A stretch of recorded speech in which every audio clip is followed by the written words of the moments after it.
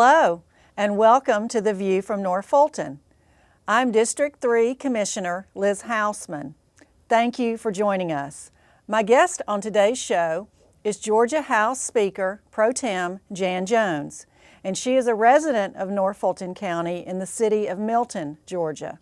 We'll be talking about the hot topics in the Georgia General Assembly ahead for 2014. As you know, the 2013 legislative session brought some big changes for Fulton County and the state of Georgia. We will discuss with Speaker Jones what is to be expected on the agenda for this upcoming legislative session, with issues related both to Fulton County as well as the state of Georgia.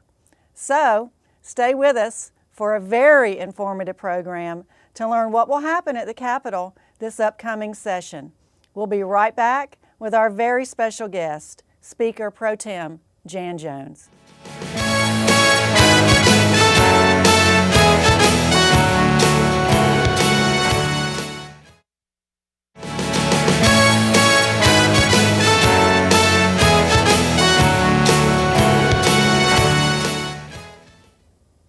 Welcome back. We have a very special show for you today with a very special guest. With us today is Speaker Pro Tem of the Georgia House of Representatives, Jan Jones, a Milton resident. Welcome. Thank you. And your area covers your district? It's west of 400, and it's Milton, Alpharetta, and Roswell. Very good. And you are the Speaker Pro Tem. That's right. Which is the second position in the Georgia House, correct? Correct. Well, we're very fortunate to have such strong statewide leadership right here in Fulton County. Thank you. In North Fulton, and we really appreciate all you do for the state and for Fulton County. Thank you. So we're eager to hear about this upcoming year. This is, I believe, the third time that you have come to give us a preview of the legislative session. That's right. So starts in January. That's correct. Runs the first quarter of the year. Typically, 40 days, right? It's 40 official days. It usually takes about three and a half months to complete our work. Well, this year I think it is rumored anyway, and you can confirm or deny that, to be a quick session. Can you tell us why? There's always anticipation that it'll be quick, and we really don't know. It depends on what issues come up, the number one being the budget. The state budget funds about half of all public education in Georgia. Mm-hmm. It funds, other than tuition, the rest of our higher education budget, our technical colleges and our 30 other colleges. Those are the two biggest drivers in the budget, as well as Medicaid, Peach Care, and corrections.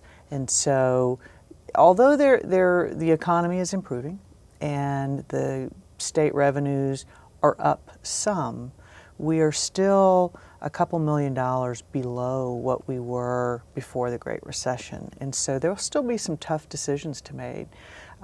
What do we backfill that we know needs more funding so that we can serve Georgians, including particularly public education? And so I'm hopeful that it will be a relatively timely and efficient session, but I can't really predict.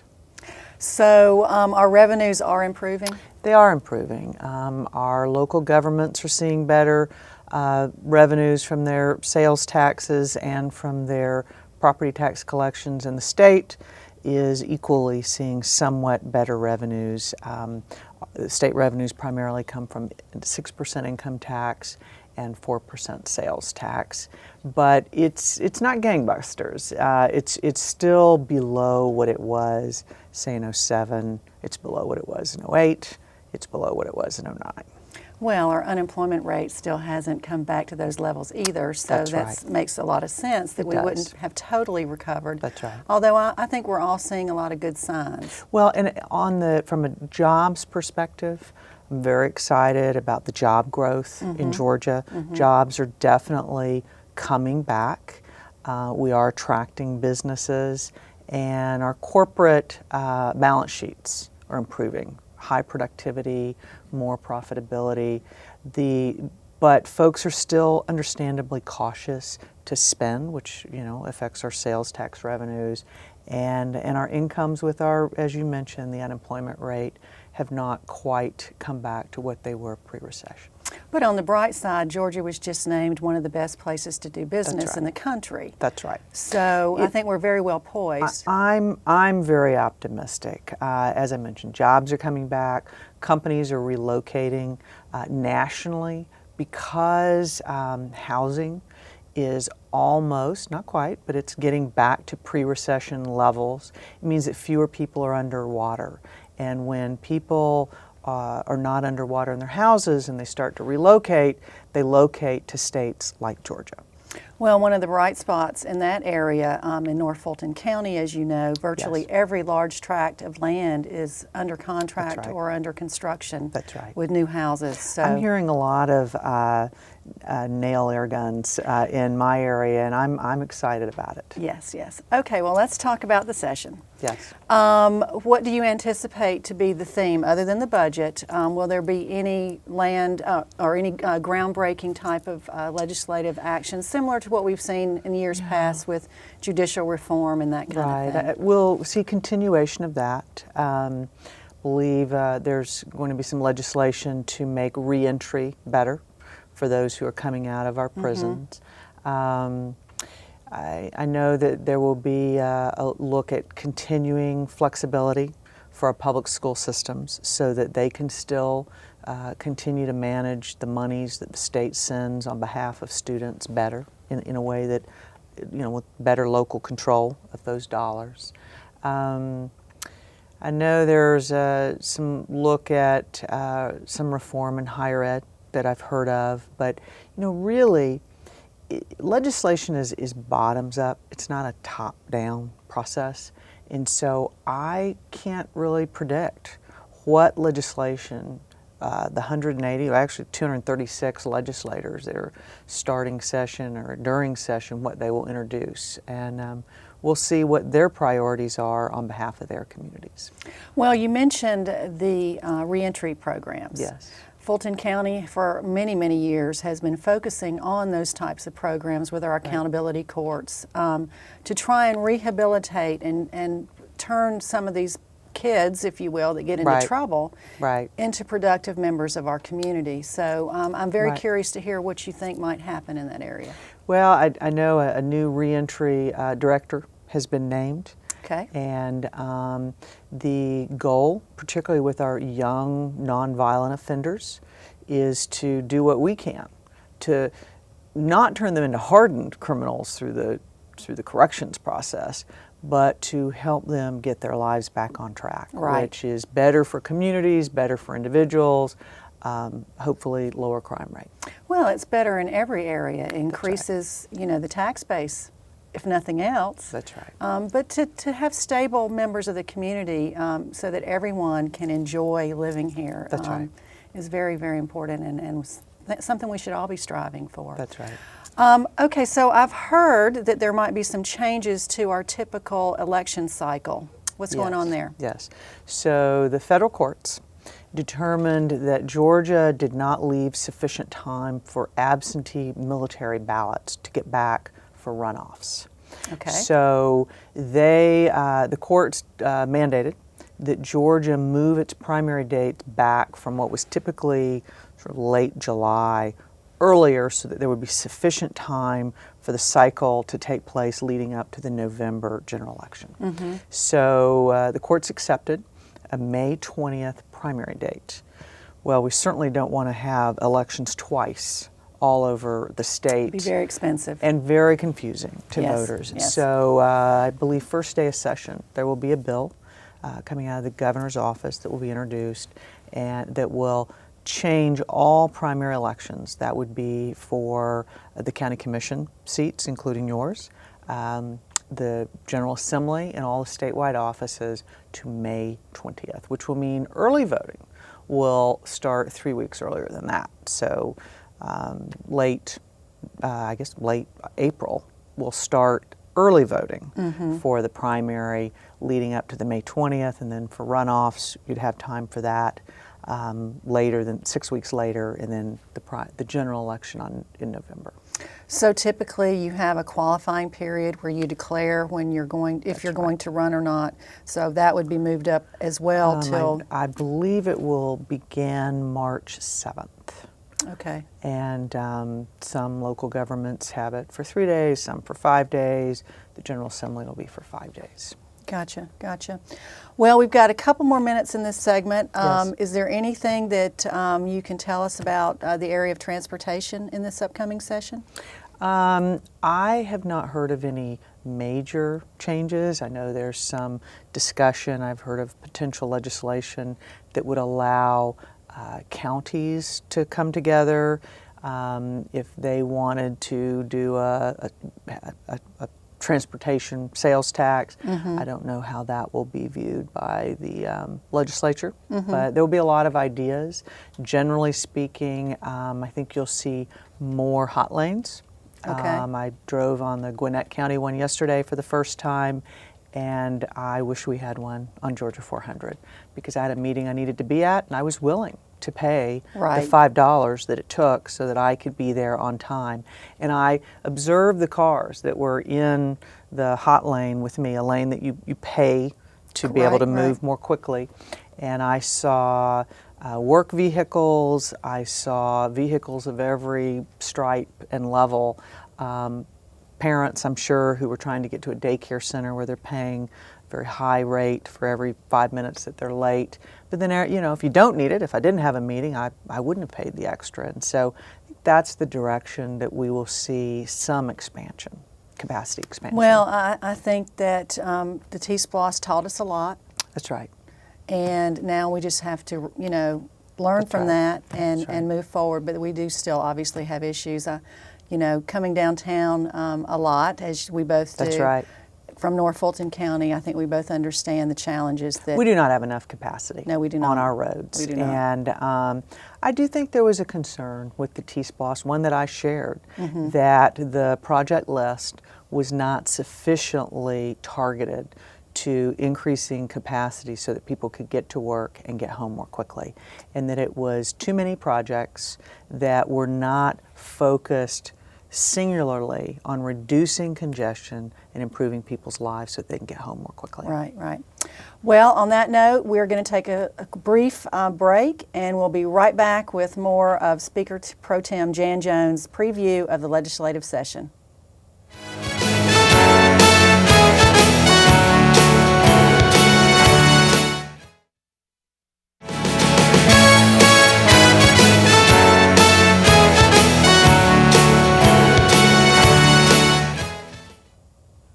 Welcome back. Well, let's talk a little bit more about Fulton County. Okay. As you know, Fulton County and DeKalb County are the two counties that support Grady Hospital, That's right. Level 1 Trauma Center, hospital that does care for our indigent residents of our community. This year, Fulton County, has some budget issues, and there's been a lot of discussion about what to do to continue the support of Grady Hospital. That is so vital, as we all agree. Right. So I've been asked, what is the state's position? The state currently does fund Grady to a high level through its portion of the Medicaid payments because the majority of patients that, non-trauma patients at Grady are utilizing Grady or Medicaid. And so the state picks up a quarter of that. If the question is, do I see the state taking a greater role than that? I don't see that right now. Grady is not the only hospital, Level 1 Trauma Center in the state. It's not the only hospital that serves a high proportion of low-income patients. And so if the state were to take on a higher portion of funding beyond the Medicaid reimbursement for Grady, we would certainly have to look at that statewide. And in this climate, currently, the state, out of about a $17 billion discretionary budget at the state level, $4 billion of that currently is Medicaid Peach Care, and the state health benefit plan for state employees, including teachers. I don't see us tremendously increasing that because it's already increasing. We expect, because of greater awareness and people trying to sign up for Obamacare, many of them are being shunted, encouraged to sign up for Medicaid. We already expect the state to probably have about 100,000 more Medicaid patients. So that $4 billion that I mentioned, almost a quarter of our state budget, is going to increase. And what does that edge out? It edges out K through 12 spending. It edges out corrections. It edges out higher ed, other vital functions. We are in a position where we must prioritize our spending, That's right. and we're in our budget cycle right now, so we're That's right. of course talking about that. And our new county manager, I think, is being very proactive and positive about our priorities. So stay tuned. Well, and I commend you because you have been such a champion for, like you said, creating the priorities and staying focused on what really matters and cutting the less, some of the like-to-haves, would be nice-to-haves, but can't afford now. Well, I think every family and every business has been through that over the last 5 years. That's right. So it's incumbent upon the government to also do that. That's correct. So, all right, other topics. Regional transit discussions are underway. Right. What do you have? Yes, I am hopeful that we'll see something in that regard that would begin to connect up some of the variety of transit systems, the Gwinnett one, the Cobb, Fulton, the Greta buses, so that it becomes seamless. Right. And instead of needing, different cards, different Peach passes, different ways of paying, that we could begin to connect them up for the riders. It's a good first step. I neglected to ask you about healthcare costs in general. Right. I'm sure you're getting a lot of comments about the rising costs. Right. Insurance plans are changing, generally not to the betterment of the individual that's paying. Right. I mean, premiums are going up, deductibles are going up, a lot of things are going up. I hear the state plan has also been affected. It's because consumption is going up. What a wonderful thing to live in a country where we have such technological and medical advances that we can improve our quality and our length of life through drugs, through interventions, through procedures, and Americans want that. And so it is not generally going up because someone's profiting to a higher degree. It's going up because we're consuming more. An example would be the state health benefit plan. There's a straight line connection between those two things, because when premiums go up and when your deductions go up, it's because we're consuming more. It is self-funded, so whatever the state health employees spend on health care, that's what's reflected in your premiums. And we do have to get a handle on that, because the taxpayers can't continue to just fund higher and higher amounts of health care consumed by state employees. That's true at Fulton County as well. Yes. And so there's a real effort with wellness programs and to incentivize employees to use generic drugs and less expensive procedures that might be about as good. It is part of the national debate. There is some legislation that's designed to maybe rein in some costs a little bit on the area of testing and malpractice and those kind of things. Do you see that getting any traction? I do think we'll have a very healthy discussion on that, because it's clear there is some defensive medicine going on because the fear of being sued. On the other side of it, in this country, people do expect that if there is malpractice, that there will be some remedy. Correct. And so I do believe that we need to have a good discussion on what's a good balance between those two competing concerns. Real quick, I know we're almost out of time. There's also been some discussion about changes to the DFACS system. I have heard that. I am, in particular, working on a couple, just personal interest of mine, foster care issues. And one is that currently there are federal grants for foster care children, people who are in our system, that if you age out, you graduate or you leave high school in the foster care system, there are grants to continue your education. Unfortunately, we do not have grants for children who are adopted out of foster care. Really? And so there's a disincentive to adopt particularly an older child. Right, and right. so I am working on legislation that would provide the same benefits to children that are adopted out of the foster care system. And we really appreciate the fact that you come and visit with us. Thank you. And It's share good to with be us here. what we can expect. Thank and you. Look forward to And next thank year. you for what you do. Well, I appreciate that. So we will be right back with my final thoughts on today's program, so please stay tuned.